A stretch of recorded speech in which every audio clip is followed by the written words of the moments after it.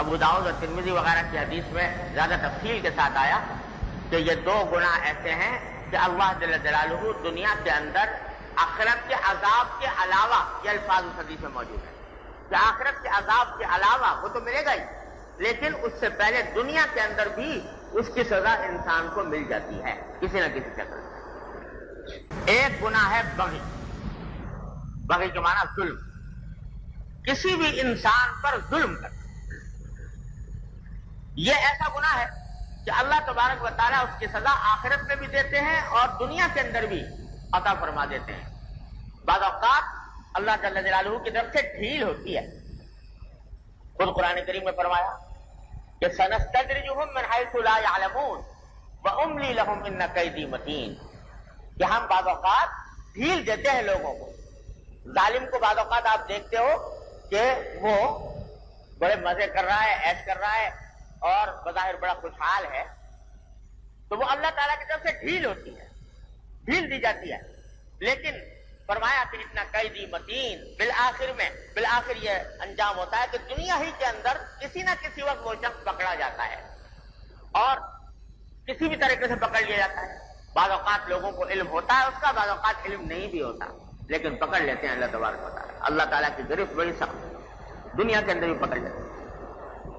تو اگر کسی ظالم کو دیکھو پھلتا پھولتا تو یہ نہ سمجھو کہ یہ خوشحال ہو رہا ہے اور اللہ تبارک و تعالیٰ کی طرف سے ڈھیل دی جا رہی ہے، رسی دراز ہو رہی ہے، لیکن کسی بھی وقت اللہ جل جلالہ جب پکڑ لیں گے تو سب اگلا پچھلا بھول جائے گا، اس طریقے سے پکڑ لیا جائے گا۔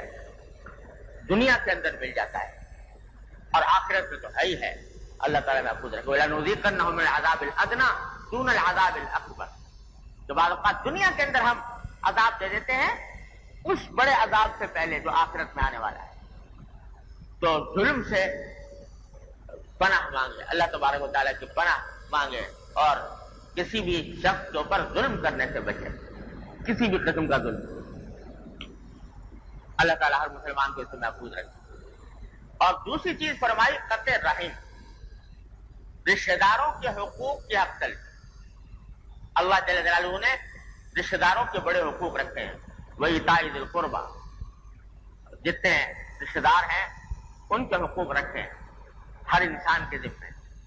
تو اگر کوئی شخص ان کی رشتہ داروں کے حقوق کو پامال کرے، کسی بھی طرح پامال کرے، جو اللہ تعالیٰ نے حقوق رکھے ہیں ان کو وہ نہ دے، والدین کا حق ہے، بہن بھائیوں کا حق ہے، اولاد کا حق ہے، بیوی بچوں کا حق ہے اور رشتہ داروں کا حق، جو حقوق بھی ہیں وہ اگر کوئی شخص نہ دے اور قطع تعلق کر لے، اپنے رشتہ دار سے ناجائز طور پر قطع تعلق کر لیا، اس سے ملتا نہیں ہے، اس سے سلام کرام نہیں کرتا، اس سے بات چیت بند ہے، یہ سب قطع رحمی میں داخل ہے۔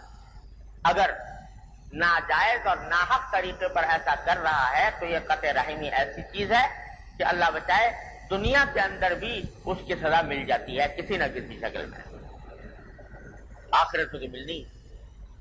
تو ان دو چیزوں کا خاص طور پر رسول کریم صلی اللہ علیہ وسلم نے ذکر فرمایا، ظلم اور قطع رحم، کہ ان سے بچے، خاص طور پر بچنے کی کوشش کرو، کیونکہ اس سے دنیا بھی خراب ہوگی اور آخرت بھی خراب ہوگی۔ اللہ تعالیٰ ہر مومن کو، مسلمان کو اس سے محفوظ رہنے کی توفیق عطا فرمائے۔